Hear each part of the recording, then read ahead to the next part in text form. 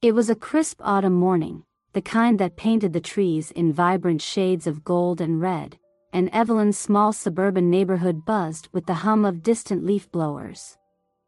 For as long as she could remember, this neighborhood had been her haven, a quiet, picturesque escape from the chaotic world of finance that she navigated daily. At 54, Evelyn had built a successful career as a financial consultant, a journey that had been both rewarding and exhausting. She was proud to be the breadwinner, but the long hours and relentless pace had left her personal life somewhat hollow. Her children were grown and scattered across the country, her marriage a distant memory after her divorce a decade earlier. She had convinced herself she was content with the silence of her cozy, two-story house and the steady rhythm of her life. But some mornings, like today, a pang of loneliness crept in as she sipped her coffee by the window, watching the leaves fall and wondering if there was more to life than this. Her neighbor, David, lived 2 doors down.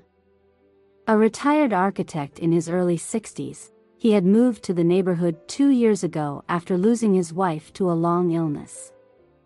David was the kind of man who drew people in without trying.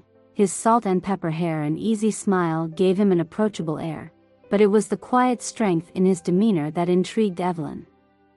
They had exchanged pleasantries over the years, waves from the driveway, brief chats about the weather, but never more than that.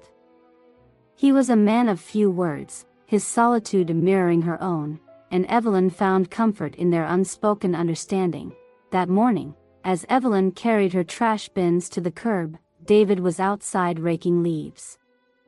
He looked up and smiled, his eyes crinkling at the corners. "Morning, Evelyn," he called, his deep voice cutting through the crisp air. "Beautiful day, isn't it?" She nodded, her lips curving into a small smile. "It is. Perfect for raking leaves, apparently."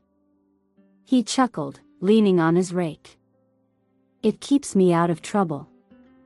Over the weeks that followed, their interactions grew longer. Evelyn found herself lingering by the mailbox or the garden, drawn to David's easy company. He had a way of making her laugh with his dry humor, of drawing her out of her head with stories of his travels and his late wife's fondness for adventure.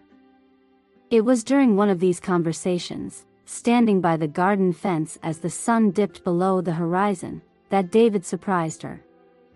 "You know," he said, his tone lighter than usual, "you should let me cook dinner for you sometime.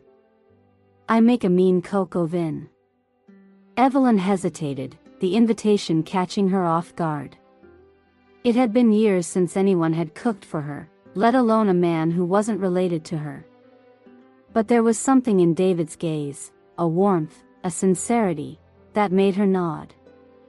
"I'd like that," she said softly. The dinner was set for the following Saturday. Evelyn spent the day alternating between anticipation and nerves, her heart racing as she chose a simple but elegant navy dress and touched up her makeup.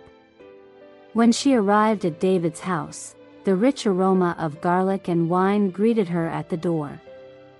He opened it with a smile, dressed in a crisp white shirt and dark jeans, looking every bit the charming host. The evening unfolded effortlessly. Over candlelight and laughter, they shared stories that wove a tapestry of their lives. David's career designing buildings in distant cities, Evelyn's struggles balancing motherhood and ambition, their shared love of jazz music and old films. There was an intimacy to their conversation, a vulnerability that neither had allowed themselves in years. When the evening drew to a close, Evelyn found herself reluctant to leave. As she stood in the doorway, her coat draped over her arm, David reached out, his fingers brushing hers. "Evelyn," he began, his voice softer now, "I've been meaning to tell you something. Spending time with you these past weeks, it's been the first time in a long time I've felt like myself again. You make me want to live again." His confession hung in the air, his blue eyes searching hers for a response. Evelyn felt her heart swell, a mixture of fear and exhilaration coursing through her. She hadn't realized how much she'd needed to hear those words. How much she'd missed being seen, being wanted. Slowly, she stepped closer, her gaze never leaving his. "David," she said, her voice trembling, "I don't know where this might lead, but I'd like to find out." Their first kiss was tentative, filled with the kind of raw emotion that only comes from years of longing and self-restraint. It deepened, a quiet storm of passion and rediscovery that left them both breathless. For the first time in years, Evelyn felt the walls she had built around her heart begin to crumble. The days that followed were a whirlwind of stolen moments and quiet revelations. They shared morning coffees and late-night walks, their connection growing stronger with every laugh, every touch. But their newfound happiness wasn't without its challenges. Evelyn struggled with the vulnerability of letting someone into her carefully constructed life, while David wrestled with the guilt of moving on from his late wife. Their turning point came during a neighborhood gathering. As they stood together, laughing and sharing stories with friends, Evelyn noticed the way David's hand lingered on her lower back, the way his gaze softened when he looked at her. It was in that moment she realized how much he had come to mean to her, not as a replacement for what she had lost, but as a new chapter in her story. One evening, as they sat on his porch watching the stars, David turned to her and said, "Evelyn, you've given me something I never thought I'd have again, a reason to look forward to tomorrow."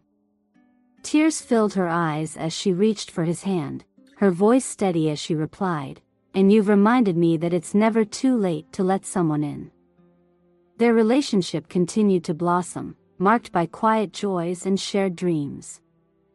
Evelyn found herself balancing her demanding career with the kind of love she thought was behind her, while David rediscovered the thrill of designing again, inspired by the woman who had reignited his passion for life. Together, they proved that love, no matter how late it arrived, had the power to heal, to transform, and to create a future worth embracing.